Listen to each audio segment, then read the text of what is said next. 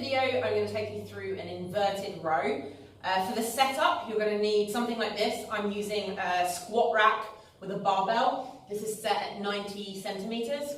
You can also use a Smith machine at the gym.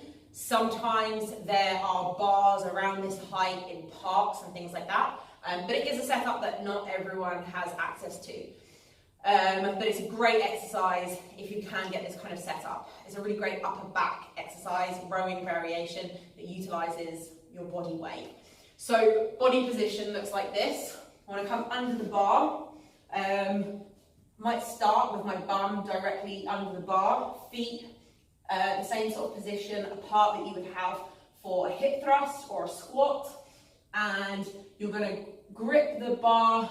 I'm going to show you an underhand grip first of all, where your hands are about shoulder width apart. So when you pull up, you'll be about this distance apart. If it's too wide apart, you'll make this weird W shape. If it's too close together, it's also weird and uncomfortable. So about this width apart. Okay, from here, I'm going to straighten my elbows out first of all, and then I'm going to do a sort of hip thrust to get a straight line between my knees and my shoulders. So you want to squeeze your bum, you don't want to have a bend in here, and you'll see why in a minute. And then I'm pulling directly up towards the bar, okay? So it looks like this. Okay, you don't want to bend in the middle, because then you do kind of more of a pull up. And you don't want to pull too high, because then it's going to feel really uncomfortable. You really want to be pulling around nipple height. Okay, that's going to get a nice engagement in the upper back.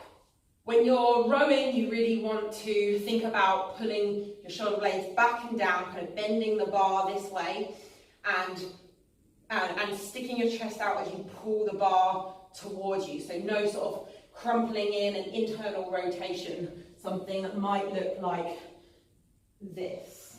Okay, if you want to, you can use an overhand grip. So that would look like this, the exact same body position, everything else is exactly the same. Just targets a little bit more of the upper back and the back of the shoulder, and it's a little bit more difficult, but it can be a great prep for pull-ups. This is a fantastic exercise for starting to do body weight, upper body exercises. So this can start bridging the gap towards doing a pull-up. It's also really, really useful during pregnancy when the belly starts getting too big to do pull-ups.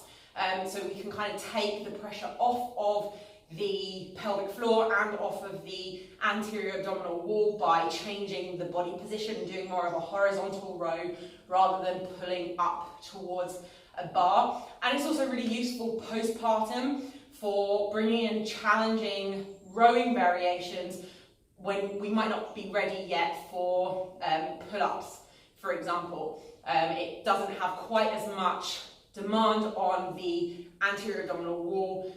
So while that's still healing, if you have diastasis recti or weak abdominal muscles, this is a great variation for bridging the gap up back into pull-ups. So that was an inverted row.